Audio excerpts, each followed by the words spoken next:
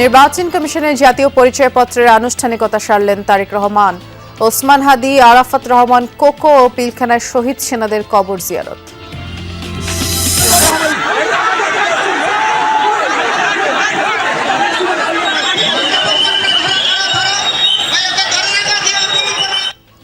ফরিদপুরে জেমসের কনসার্ট পণ্ড হওয়া নিয়ে তোলপাড়। আয়োজকরা বলছেন হামলা চালায় বহিরাগতরা, গুজব ছড়াচ্ছে স্বার্থান্বেষী মহল। আমরা এই বিষয়টি দেখছি এবং আমরা কারা এই বিষয়টি গুজব আকারে ছড়িয়েছে বা দেশ বিরোধী প্রচারণা লিপ্ত রয়েছে তাদেরকে আমরা শনাক্ত করার চেষ্টা করছি এবং আমরা আশা করছি তাদের বিরুদ্ধে আমরা অচিরেই ব্যবস্থা নেব। অসুস্থ বাবাকে ঢাকায় আনার পথে ফরিদপুরে সড়ক দুর্ঘটনায় প্রাণ গেল অ্যাম্বুলেন্স আরোহী ভাই বোন সহ ৩ জনের। ৩ জেলায় মারা গেছেন আরো ৪ জন। উত্তর ও দক্ষিণ পশ্চিমে তীব্র শীতে জনজীবনে স্থবিরতা। আজ সর্বনিম্ন তাপমাত্রা যশোরে ৮.৮ ডিগ্রি সেলসিয়াস। বিপাকে হতদরিদ্র ও ছিন্নমূল মানুষ। হাত পাও মরকম ঠান্ডায় কোনা লাগে, কাম কাজ তো দূরের কথা। ঠান্ডা মানে খুব একেবারে হিম ফেলাইছে, বাচ্চা কোচাক ধরে থাকি খুব অসুবিধা। অবস্থা খুব খারাপ বাবু, সেই ঠান্ডা। কিশোরগঞ্জের পাগলা মসজিদের দান বাক্সে এবার মিলল ৩৫ বস্তা দেশি বিদেশি মুদ্রা সহ সোনা রূপার গহনা। চলছে গণনার কাজ।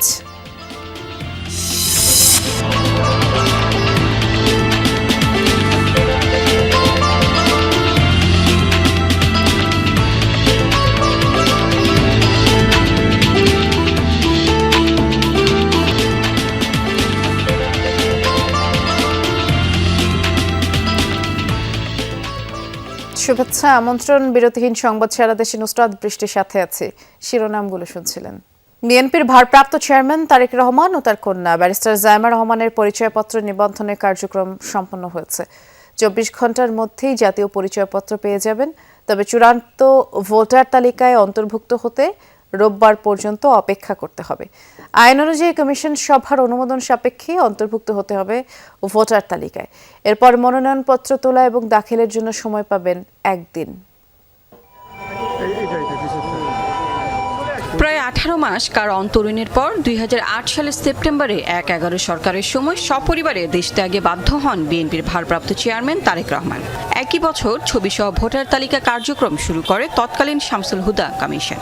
ফলে দীর্ঘ ১৭ বছর ভোটার তালিকায় নেই তার নাম।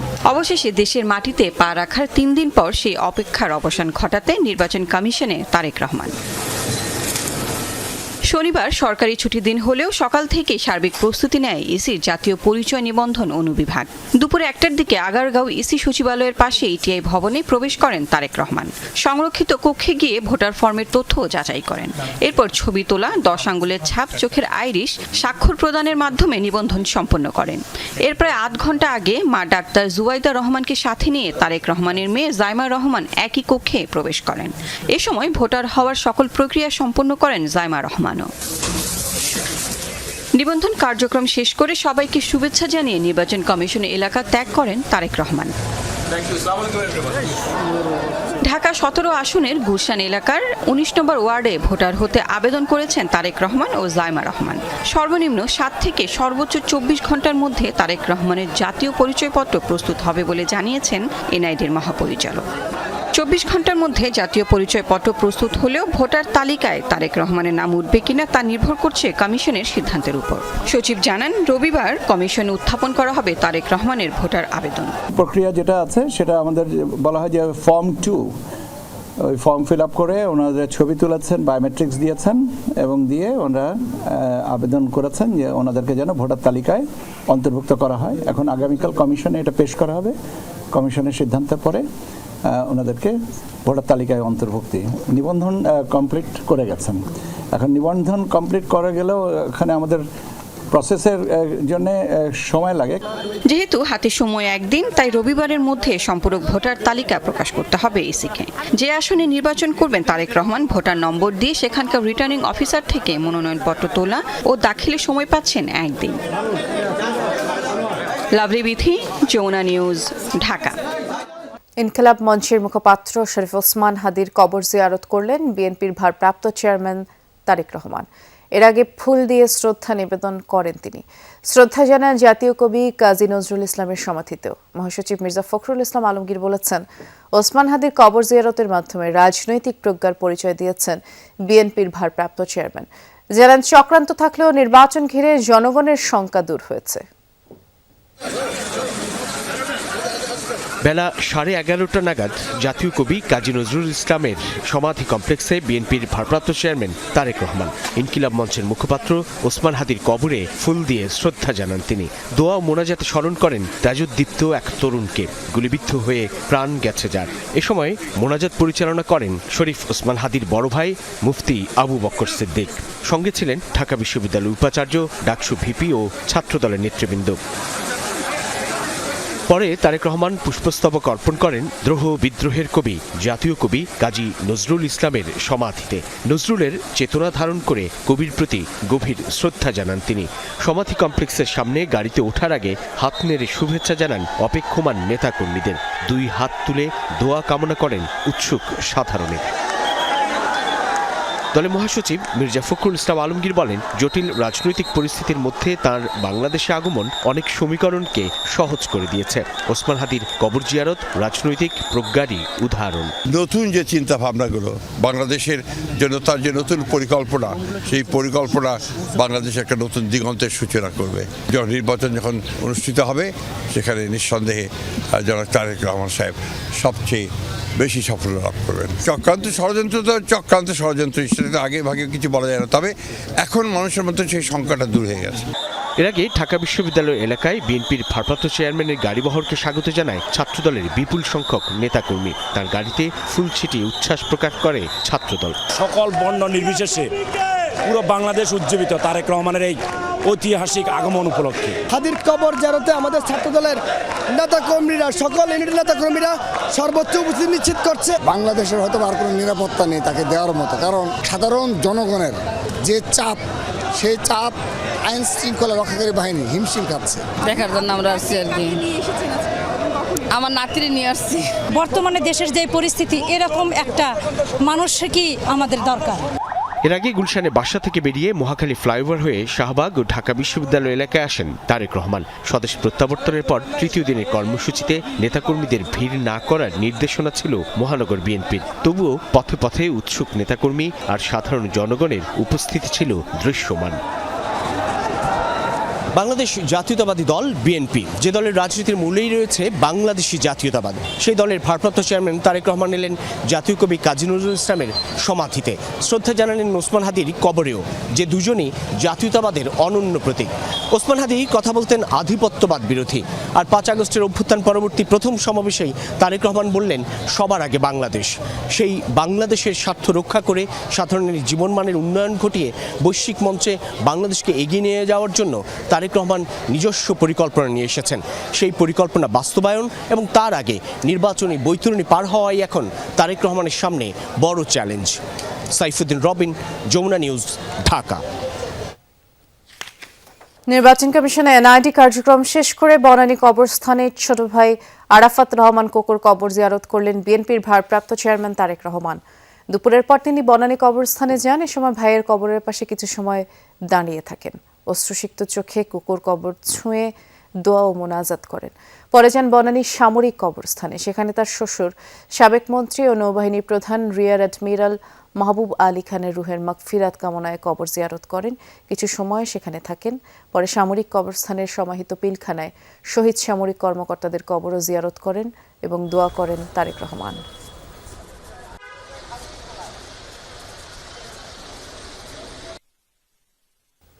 নির্বাচন সুষ্ঠুভাবে হবে, যারা বানচালের চেষ্টা করবে তাদের প্রতিহত করা হবে মাদারীপুরে, এমনটা বলেছেন স্থানীয় সরকার উপদেষ্টা আদিলুর রহমান খান। জুলাই আন্দোলনে শহীদ নাইমুর রহমানের কবর জিয়ারত করেন তিনি। এ সময় আদিলুর রহমান খান বলেন, সরকার চেষ্টা করছে বাংলাদেশের প্রত্যেক মানুষকে নিরাপত্তা দেওয়ার জন্য। ফ্যাসিবাদী শক্তি নির্বাচন বাধাগ্রস্ত করার চেষ্টা চালাবে, তবে জনগণ সরকারের পাশে আছে, থাকবে। আসন্ন নির্বাচন সুষ্ঠু হবে। এ সময় স্থানীয় প্রশাসনের কর্মকর্তারাও উপস্থিত ছিলেন।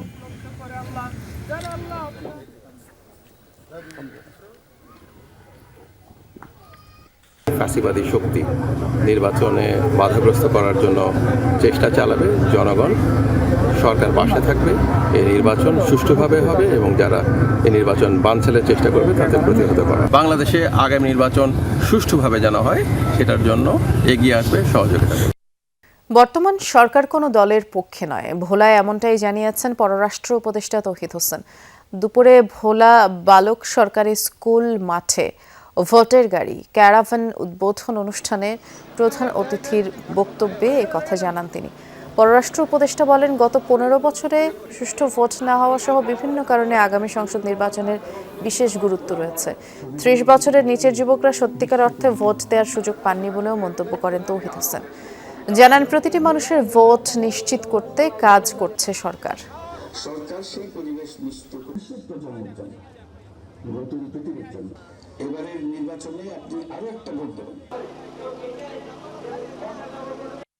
এই সরকার কিন্তু কোন দলের পক্ষে না, এটা আমি স্পষ্টভাবে বলে দিচ্ছি আপনাদের। আপনারা জানেন সেটা সর্বশেষ নির্বাচন ছিল 2008-এ।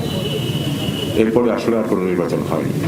বিপুল জনগণের বয়স 30-এর নিচে বা 30-এর আশেপাশে, তারা সত্যিকার অর্থে কোনো নির্বাচনে কখনো ভোট দেওয়ার সুযোগ পাননি। ফরিদপুর জেলা স্কুল মাঠে জেমসের কনসার্ট পণ্ড হওয়া নিয়ে অনলাইন অফলাইনে নানান আলোচনা চলছে। আয়োজকরা বলছেন, জেলা স্কুলের 185তম বর্ষপূর্তির সাংস্কৃতিক আয়োজনে ঢুকতে না দেয়ায় বহিরাগতরা হামলা চালায়, পণ্ড হয়ে যায় কনসার্ট। আর পুলিশ বলছে, এই ঘটনাকে পুঁজি করে সামাজিক যোগাযোগ মাধ্যমে বিভিন্ন অপপ্রচার চালানো হচ্ছে। ফরিদপুর জেলা স্কুল প্রতিষ্ঠার 185তম বর্ষপূর্তির আনন্দ আয়োজনের শেষ সময়টা হয়ে ওঠে বিভীষিকাময়। বহিরাগতদের হামলায় পণ্ড হয় সাংস্কৃতিক অনুষ্ঠান। বৃহস্পতিবার থেকে স্কুল মাঠে শুরু হয় 2 দিনব্যাপী জমকালো আয়োজন। এতে অংশ নেন প্রায় 4,500 প্রাক্তন ও বর্তমান শিক্ষার্থী। শুক্রবার সন্ধ্যা থেকে শুরু হয় সাংস্কৃতিক অনুষ্ঠান। রাত 10টায় গান পরিবেশনের কথা ছিল জনপ্রিয় ব্যান্ড শিল্পী জেমসের। প্রত্যক্ষদর্শীরা জানান, জেমসের কনসার্টের খবর শুনে দূর দূরান্ত থেকে ভিড় জমান অনেকে। তবে অনুষ্ঠান উন্মুক্ত না হওয়ায় তাদের প্রবেশ করতে দেয়া হয়নি। এক পর্যায়ে পরিস্থিতি উত্তপ্ত হয়ে ওঠে। বাইরে থেকে ইটপাটকেল ছুটতে থাকে বহিরাগতরা। এ সময় আহত হন 15-20 জন। তাদের মধ্যে 7 জনকে নেওয়া হয় হাসপাতালে। এই সব লোকজন আসছে কানাইপুর, সালতা, তারপর শহরের কিছু ট্রাক ভরে ভরে লোক আসছে। এরা আসছে কনসার্ট দেখবে, জেমসের গান শোনার জন্য। আমরা বারে বারে বলে দিছি কনসার্ট উন্মুক্ত না। উশৃঙ্খল পোলাপন এটা ফার্স্টে এই আমাদের যে গেটে যে লাইটগুলো ওয়ালের লাইটগুলো ভাঙচুর করলো। এরপরে তারা ট্রাকে উঠে এই যে আলোক সজ্জার জারবাতিগুলো এগুলা ছিঁড়ে তারপরেই ইট মারা শুরু করে দিল। এক পর্যায়ে অনুষ্ঠানে অংশগ্রহণকারীরা ধাওয়া দেয় বহিরাগতদের। পরে পরিস্থিতি নিয়ন্ত্রণে আনে পুলিশ। আইনশৃঙ্খলা বাহিনীর ভূমিকা নিয়ে প্রশ্ন তুলেছেন আয়োজকরা। আমরা বাইরে 3টা ডিসপ্লে সেট করেছিলাম যেন বাইরে যারা আসবেন তারা দেখে, তারা এসে বিক্ষিপ্তভাবে আমাদের মঞ্চ এবং আমাদের যারা জনসমাগম যারা ভিতরে বসে ছিল তাদের লক্ষ্য করে ইট পাটকেল নিক্ষেপ করা হচ্ছে। জেলা প্রশাসক, পুলিশ সুপার তাদেরকে জানালাম, কিন্তু আসলে আমরা কোনো ধরনের হেল্প পাইনি। পুলিশ সুপার জানান, জেমসের গান শুনতে জেলা স্কুলের বাইরে ভিড় জমান 15 থেকে 20,000 মানুষ। বিশৃঙ্খলার ঘটনাকে ভিন্ন খাতে নিতে সামাজিক যোগাযোগ মাধ্যমে গুজব ছড়ানো হচ্ছে। কিছু অপপ্রচার হচ্ছে, অল্প কিছু স্বার্থান্বেষী মহল, যেটা দেখতে পাচ্ছি যে এখানে বলা হচ্ছে যে 5 জন মারা গেছে এবং অসংখ্য আহত হয়েছে, জেমসকে রেস্কিউ করা হয়েছে। আসলে বিষয়টি এমন না, এখানে কোনো ধরনের নিহত হওয়ার কোনো ঘটনাই ঘটেনি। এটা টোটালি গুজব এবং এটা প্রোপাগান্ডা এবং দেশকে অস্থিতিশীল করার একটা চক্রান্ত এবং ষড়যন্ত্র বলে আমি মনে করি। উত্তপ্ত পরিস্থিতির কারণে অনুষ্ঠান বন্ধ ঘোষণার পর ফরিদপুর সার্কিট হাউস থেকেই ফিরে যান জেমস। জাহিদ হাসান, যমুনা নিউজ। ময়মনসিংহে ধর্ম অবমাননার গুজবে নৃশংসভাবে হত্যা করা হয় দীপু চন্দ্র দাসকে। ঘটনার পর 18 জন গ্রেফতার হয়েছে, কিন্তু প্রশ্ন থেকেই যাচ্ছে, কবে থামবে গুজবে মানুষের জীবন নেয়ার এই ভয়ঙ্কর প্রবণতা? সংশ্লিষ্টরা বলছেন, মব সৃষ্টিকারীদের চিহ্নিত করে প্রতিটি ঘটনার দ্রুত বিচার করতে হবে, আর তা না হলে দেশে আইনের শাসন দুর্বল হবে। ময়মনসিংহের তারাকান্দা উপজেলার মুকামিয়াকান্দা গ্রাম।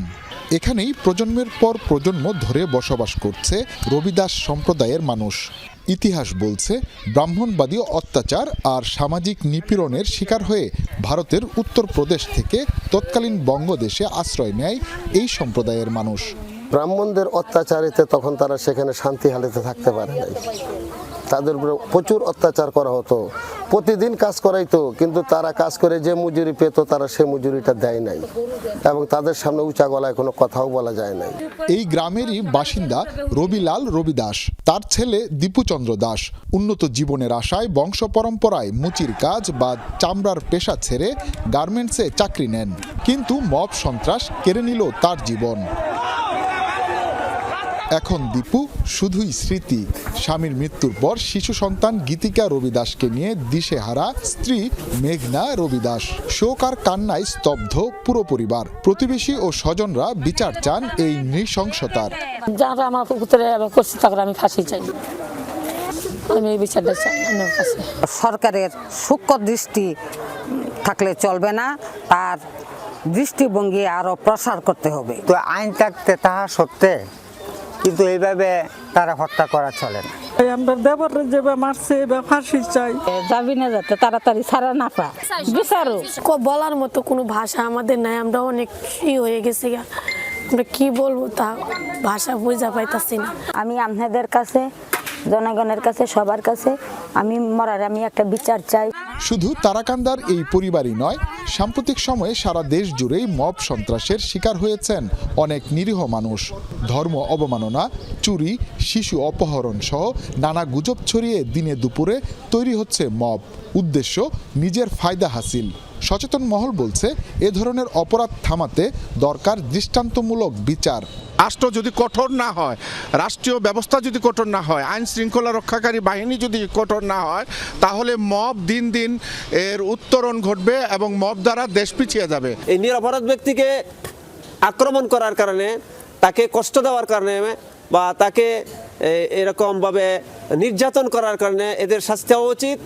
পুলিশ বলছে মব প্রতিরোধে প্রশাসন কঠোর অবস্থানে রয়েছে, অপরাধীদের কাউকেই ছাড় দেয়া হবে না।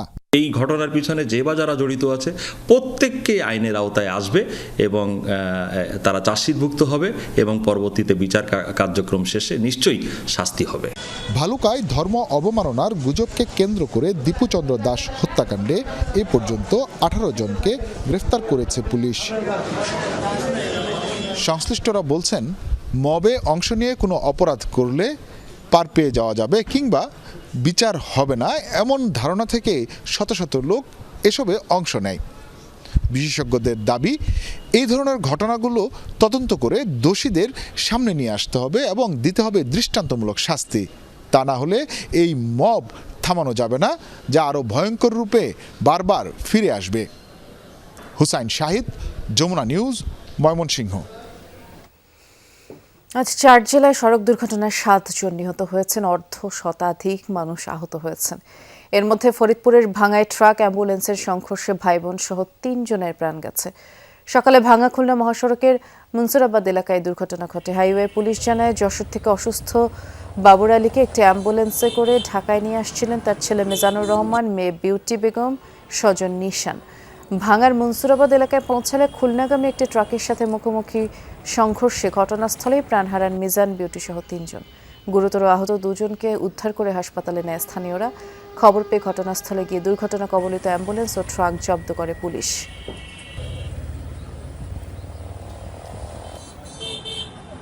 ঢাকাগামী অ্যাম্বুলেন্স এবং খুলনাগামী একটি ট্রাক মুখোমুখি সংঘর্ষ হয়। ওই সংঘর্ষে 3 জন নিহত হয় এবং 2 জন গুরুতর আহত হয়।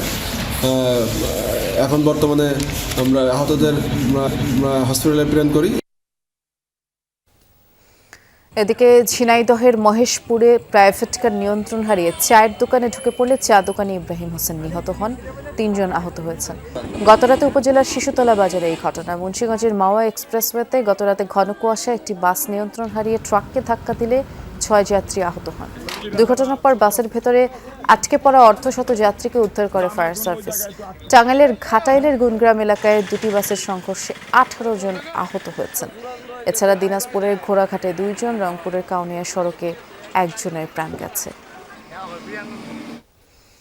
চাঁদপুরের ফরিদগঞ্জে অগ্নিকাণ্ডে একজনের প্রাণ গেছে, 5টি দোকান পুড়েছে। সকালে উপজেলার শাহারবাজার এলাকায় এই ঘটনা ঘটে। শাহারবাজারে ফায়ার সার্ভিস জানায় যে বৈদ্যুতিক শর্ট সার্কিট থেকে স্থানীয় জয়নাল আবেদিনের মুদি দোকানে আগুনের সূত্রপাত হয়। দোকানের স্টাফ সাব্বির আহমেদ বের হওয়ার চেষ্টা করলেও দগ্ধ হয়ে সেখানেই মৃত্যু হয় তার। আর মুহূর্তেই আগুন ছড়িয়ে পড়ে আশপাশের দোকানগুলোতে। খবর পেয়ে ফায়ার সার্ভিসের একটি ইউনিট ঘটনাস্থলে পৌঁছে 1 ঘন্টার চেষ্টায় আগুন নিয়ন্ত্রণে আনে। ব্যবসায়ীদের দাবি এই ঘটনায় কয়েক লাখ টাকার ক্ষয়ক্ষতি হয়েছে তাদের। দেশের উত্তর ও দক্ষিণ পশ্চিমাঞ্চলে তীব্র শীতে যুবথুব জনজীবন। আজ দেশে সর্বনিম্ন তাপমাত্রা রেকর্ড করা হয়েছে যশোরে 8.8 ডিগ্রি সেলসিয়াস। চুয়াডাঙ্গা, পাবনা, কিশোরগঞ্জে তাপমাত্রার পারদ নেমেছে 10 ডিগ্রি সেলসিয়াসের ঘরে। সকাল সন্ধ্যা প্রকৃতি ঘন কুয়াশায় ঢাকা থাকছে। কোথাও কোথাও বেলা গড়ালেও সূর্যের দেখা আর পাওয়া যাচ্ছে না। তীব্র শীতে চরম কষ্টে দিন কাটছে হতদরিদ্র ও ছিন্নমূল মানুষের। খড়কুটো জ্বালিয়ে তারা শীত নিবারণের চেষ্টা করছেন।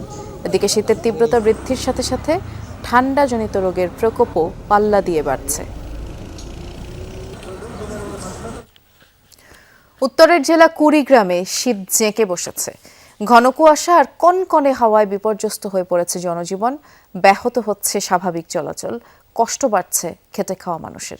শীতবস্ত্রের অভাবে বিপাকে পড়েছে হতদরিদ্র আর ছিন্নমূল মানুষ। শীতের সাথে পাল্লা দিয়ে বাড়ছে সর্দি, কাশি, শ্বাসকষ্ট সহ নানা রোগ ব্যাধি। কুড়িগ্রামের ধরলা নদীর কোল ঘেঁষা পাঁচগাছি ইউনিয়নের কদমতলা গ্রামের চান মিয়ার পরিবার।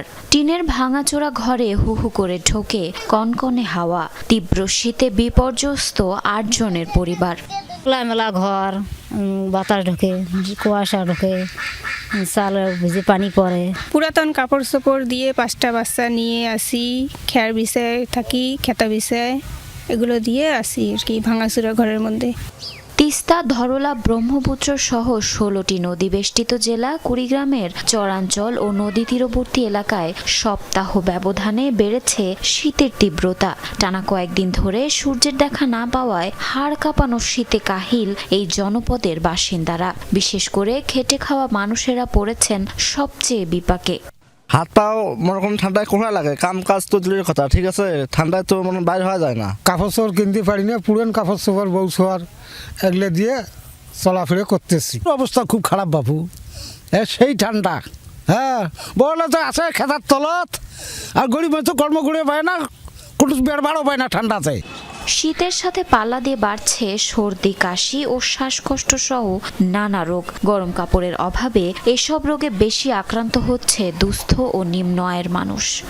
বাচ্চা নিয়ে খুবই কষ্টভাবে চলতেছি, আগুনটা বাঁচতেছি। ঠান্ডা মানে খুব এখানে হিম ফেলাইছে, বাচ্চা কষাক ধরে থাকি, খুব অসুবিধা। চলতি সপ্তাহে জেলায় মৃদু শৈত্যপ্রবাহ হওয়ারও সম্ভাবনা রয়েছে বলে জানান সংশ্লিষ্টরা। আগামী সপ্তাহে এই জেলার উপর দিয়ে শৈত্যপ্রবাহ বয়ে যাওয়ার সম্ভাবনা আছে। বাতাসের আর্দ্রতা 100% এবং বাতাসের গতিবেগ ঘন্টায় 6 থেকে 8 কিলোমিটার বেগে প্রবাহিত হচ্ছে। পৌষের শুরু থেকে জেলায় তাপমাত্রার পারদ 11 থেকে 12 ডিগ্রি সেলসিয়াসে ওঠানামা করছে। জারিন অর্নি, যমুনা নিউজ।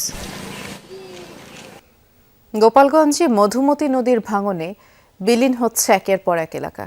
গত 10 বছর ধরে ভাঙন তীব্র হয়েছে, অথচ এই ভাঙন রোধে এখন পর্যন্ত কোনো কার্যকর উদ্যোগ নেয়নি সংশ্লিষ্ট কোনো পক্ষ। ভাঙন রোধে কার্যকর ব্যবস্থা নেওয়ার আশ্বাস দিয়েছে পানি উন্নয়ন বোর্ড। পদ্মা নদীর শাখা নদী মধুমতি 170 কিলোমিটার দীর্ঘ নদীর অন্তত 25 কিলোমিটার অংশ পড়েছে গোপালগঞ্জে। জেলা সদর কাশিয়ানী টুঙ্গিপাড়া উপজেলা দিয়ে প্রবাহিত এই নদীর ভাঙন তীব্র হয়েছে প্রায় 10 বছর ধরে। প্রতি বছর ভাঙনে জেলার মানচিত্রই বদলে গেছে। গোপালগঞ্জ অংশে নদী ভেঙে চর জেগেছে নড়াইল ও বাগেরহাট এলাকায়। বর্ষার আগে পরে 2 দফায় তীব্র হয় ভাঙন। পানি বাড়লে শুরু হয় ভাঙন, আবার শুষ্ক মৌসুমে পানি কমার সময়ে ভাঙতে থাকে নদীর তীর। বিলীন হয় ফসলি জমি, ঘরবাড়ি। ভিটেমাটি হারিয়ে নিঃস্ব হয়ে পড়েন নদীপাড়ের বাসিন্দারা। 10 বছর ধরে ভাঙতেছে, ভাঙে চলেছে। আমরা অন্তত 100 পরিবার আছে এখানে। আমাকে 1 কাঠায় জমি ঘরবাড়ি থাকতেছে না, ভাঙে চলে যাচ্ছে। যে কোনো মুহূর্তে আমাদের এখানে কবরস্থান আছে, হাই স্কুল আছে, মাদ্রাসা আছে, এরা এইগুলো খুবই হুমকির মুখে। সরকারি ইসের পরে নদীর তলদেশ গভীর করা হয়েছে, এরপরে আরও নদী বেশি ভাঙতেছে। ভাঙার কারণে এই যত জমি জমা আমাদের এই পাশে ছিল 6 নম্বর 7 নম্বর এরিয়ার ভিতরে, এই জমিগুলো অপর পাশে যেয়ে চরে পরিণত হচ্ছে। অলরেডি 200 একরের বেশি উপারে যেয়ে চরে পরিণত হয়েছে। বাড়িঘর দৌড় ভেঙে ভেঙে চলে যাচ্ছে। আমরা আর এক এলাকায় যেয়ে বসবাস পরের জমিতে করতেছি। ঘরও বসতি মানে যেখানে এখানেই ভেঙে চলে আসতেছে এদিকে। আর ওই পাটা আপনার মাঠ আছে, কিন্তু ওই পাটা ভাঙে না। ভাঙন রোধে সমন্বিত নদী ব্যবস্থাপনার উদ্যোগ নেওয়া হচ্ছে বলে জানিয়েছে পানি উন্নয়ন বোর্ড। নদীর হালনাগাদ সমীক্ষা করে তীর সংরক্ষণের ব্যবস্থা নেওয়ার কথা জানানো হয়। পানি উন্নয়ন বোর্ডের কেন্দ্রীয় বোর্ড পর্যায়ে থেকে একটি সিদ্ধান্ত হয়েছে যে একটি সমন্বিত নদী ব্যবস্থাপনার একটি প্রকল্প প্রণয়নের জন্য, যে কারণ ইতিপূর্বে দেখা গেছে যে আমাদের বরাদ্দ স্বল্পতা হোক বা যেভাবেই হোক, আমাদের সুনির্দিষ্টভাবে কাজ করা লাগছে, যে কোনো নির্দিষ্ট পয়েন্টে ভাঙন হলে সেখানে আমরা করেছি। বাট এবার আমরা সামগ্রিকভাবে পুরো জেলাতেই মধুমতির একটি নেই, সেটা আমাদের থেকে সিদ্ধান্ত দেওয়া হয়েছে। তো আমরা সে আলোকেই কাজ করতেছি। মধুমতি নদীর ভাঙন রোধে কার্যকর পদক্ষেপ নেয়ার দাবি স্থানীয়দের। সাবরিনা লিজা, যমুনা নিউজ।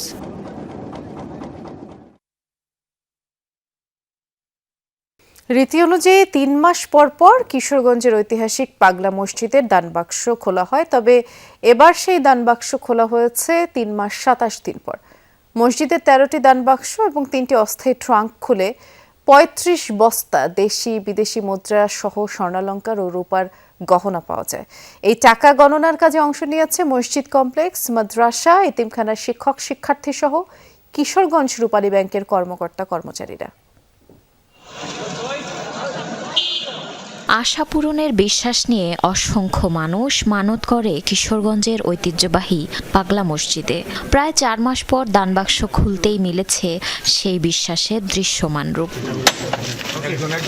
3 মাস 27 দিন পর কড়া নিরাপত্তায় একে একে খোলা হয় পাগলা মসজিদের 13টি দানবাক্স ও 3টি অস্থায়ী ট্রাঙ্ক। 35 বস্তা নগদ টাকাসহ মেলে স্বর্ণালংকার ও বিদেশি মুদ্রা। পাশাপাশি ছিল রাজনৈতিক, সামাজিক বিভিন্ন মনোবাসনা পূরণের অসংখ্য চিঠি। একটাই উদ্দেশ্য, সেটা হচ্ছে আমরা এখানে মসজিদে নামাজ আদায় করবো আজকে। চট্টগ্রাম কালোবাড়ি খেটতলা থেকে আসছি। এখানে শুনেছি পাগলা মসজিদের অনেক নাম শুনেছি, তাই দেখতে আসলাম আজকে। মহায়োজনে শুরু হয় টাকা গণনার কাজ। অংশ নেয় মসজিদ, মাদ্রাসা, এতিমখানার শিক্ষক শিক্ষার্থী, ব্যাংকের কর্মকর্তা কর্মচারী সহ অসংখ্য মানুষ। মানত করতে এসেছে এখানে, মানতটা যাতে পূরণ হয় তার জন্য এসেছি। দেখতে আসছে আসলে এটা কেমন, এবং সবাই বলে এখানে নামাজ পড়লে নাকি মনের ইচ্ছা পূরণ হয়। সার্বিক নিরাপত্তায় কাজ করছে আইন শৃঙ্খলা বাহিনীর সদস্য সহ প্রশাসনের কর্মকর্তারা। কর্তৃপক্ষ বলছে বিপুল পরিমাণ এই অর্থ ব্যবহৃত হবে মসজিদের যাবতীয় ব্যয় সহ অন্যান্য কল্যাণ কাজে। 3 একর জমির উপরে পাগলা মসজিদ কমপ্লেক্স ও ইসলামিক রিসার্চ সেন্টার হবে, এটা আমরা সিদ্ধান্ত নিয়েছি। তো এখানে 3 একর জমির উপরে হবে এবং এটার নকশা প্রণয়নের কাজ দেওয়া হয়েছে বুয়েট কর্তৃপক্ষকে দেওয়া হয়েছিল। তারা পছন্দ করে দিয়েছেন রুয়েটকে, Rajshahi university of engineering and টেকনোলজিকে। তো তারা কাজ করছেন এবং তারা আমাদের সাথে প্রতিনিয়ত যোগাযোগ করছেন। জনশ্রুতি আছে প্রায় 250 বছর আগে এক সাধকের বাস ছিল নরসুন্দা নদের মধ্যবর্তী স্থানে। তার দেহাবসানের পরই পাগলা পীরের মসজিদ নামে পরিচিতি পায় স্থানটি। জারিন অর্নি, যমুনা নিউজ।